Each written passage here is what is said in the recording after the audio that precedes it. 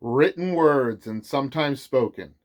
This week's topic is Stephen King's The Shining. Stephen King's The Shining is a great book. This is the first time I ever read it, well, actually listened to it on Audible. But one of my favorite movies of all time is The Shining, Stanley Kubrick's version. And I had heard that Stephen King didn't like that version. So I was curious to know the differences, and I kind of knew that there was the boiler room and, there was the roque mallet, not the axe. So let's run through some of the things that I noticed that were different. First and foremost, um, Dick Halloran, the chef that has The Shining and talks to Danny about The Shining, he lives at the end of the book. That's a big no-no in my opinion. As you all know, I love horror films and I love when people die in horror films. I'm sorry. That's what horror films are. They're not happy endings. I'm sorry. If you want a happy ending, then make a drama film. Make something else. But if you make a horror film, people got to die. That's just a fact. Anyway, the hedge animals. Stephen King is a master of horror, and he's a wonderful person that does wonderful things. But let's all be honest. Let's all be honest. Hedge animals are not scary. Topiary is not scary. Okay? Not even when Edward Scissorhands chopped it all up was that scary. Okay? It's ridiculous. Oh no, I might get a scratch. Oh, I might get a splinter. Ridiculous. Okay? He was so infatuated with these statues made of bushes that he made it a point that even at the end, he's like the horrifying visage of the bunny trying to get out and hitting the gate. It was terrifying. There's nothing scary about this. It's ridiculous. What he should have done is taken half of what he said about the topiaries and put it into the part where Danny goes down to the playground and he's in a little tunnel and there's something down there. He doesn't know what, but it wants him to stay. It's in the dark and it wants him to stay. That's scary. And he should have made a whole chapter on that. Instead, he had to make more time for, the hedges. One of the other things, speaking of plant life, the maze, the hedge maze in the movie is not in the book, which I thought was a great thing in the movie because it showed how Danny outsmarted his father. The other thing is this boiler room. Boiler room, boiler room, boiler room. I'm tired of the boiler room because when I heard it, I heard that it was a a symbol, a way of showing that there was problems with Danny's family, the alcoholism of his dad, Jack, and, the family had some issues and it was boiling up to the surface. No, no, no, no. It's the opposite. Stephen King doesn't say that it's terrible that the boiler room is bubbling up. He says, yes, let it bubble up and blow up and destroy the Overlook Hotel.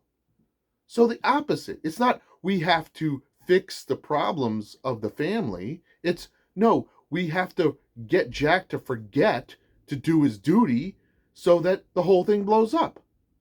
Oh my God, what? You just turned the whole thing on its head. Anyway, the other thing was the two little girls in the movie, come play with us, Danny, come play with us, or whatever. That's not in the book. That was a scary part. That was memorable. It was iconic, and it's not in the book. The book has some problems. Um, One of the problems is, and I don't know if uh, Stephen King is an alcoholic or not, but he seems to try very hard to make sure everyone knows that it's not Jack's alcoholism that causes the problems. It's the overlook. It's got him, Danny. He's not himself anymore. It's the overlook. He's possessed, blah, blah, blah.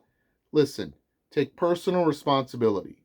I like the fact that his alcoholism in the movie is a major factor because it makes him human.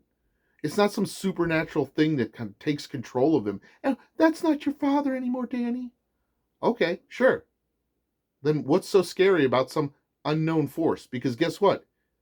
It's not scary when it takes control of your father and you're like, I'm going to stand up to him. That was the other thing. Danny just stands up to him, and the mother's like, we don't have time to save Danny. 3 minutes pass by. Well, in those 3 minutes, you could have walked up the stairs, lady. So, I don't know how people thought the book was better than the movie. I think the movie was light years ahead of the book. I like the book. It's first. I'm an author. I like, writing and stuff. But let's be honest where things come to a head, If someone makes a movie and it's, iconic and it has memorable things and it does things that you didn't do, just admit it. Say, yeah, well, the book's good and the movie's better. And I'm not trying to, belittle the book, but I mean, Dick Halloran, the cook, he lives. What's the point of that? His sacrifice is in vain when he doesn't even make a sacrifice. The whole point was that he was going to go to his death to save somebody he just met. And I thought that was a beautiful kind of thing. But no, it's just ruined. He was like, oh, okay, well, I'm still alive. The other thing is in horror films, you got to kill people. I'm sorry, but it's not horrible if we just all run around and the only one that dies is Jack, and it's because he blew up in a boiler room. That could be on the nightly news. Man forgets to do the boiler room and blows up. That's not a horror film. That's just what happens in regular life. If you really want to make it scary, you got to have consequences. People got to die. Sorry, people got to die. Things got to happen, So I liked the book. I liked it a lot.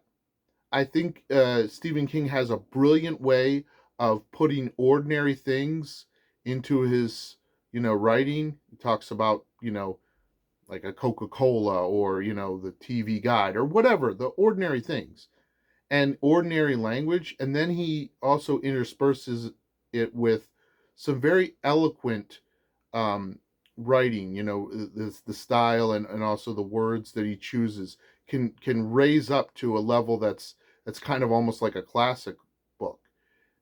So it's got that juxtaposition between the ordinary and the extraordinary with his writing. So I liked it, and I liked it a lot. But as a horror book, I wasn't scared, and I'd rather watch The Shining, the movie, like 12 more times than ever, listen to or read this book again. I'm sure other Stephen King's books are scarier. I've read a few of them, and I like them much better than this one. Maybe because my expectation was so high, that's why it was like this. But that's my review. We're doing this new thing where I'm trying to show myself, and well, just tell me how it does. Put something in the comments below and leave a like, and we can discuss this more. I'm probably my view of this is probably a hot take or something. It's just my opinion. But if you have a differing opinion, please let me know. Educate me if I'm wrong. All right, see you later.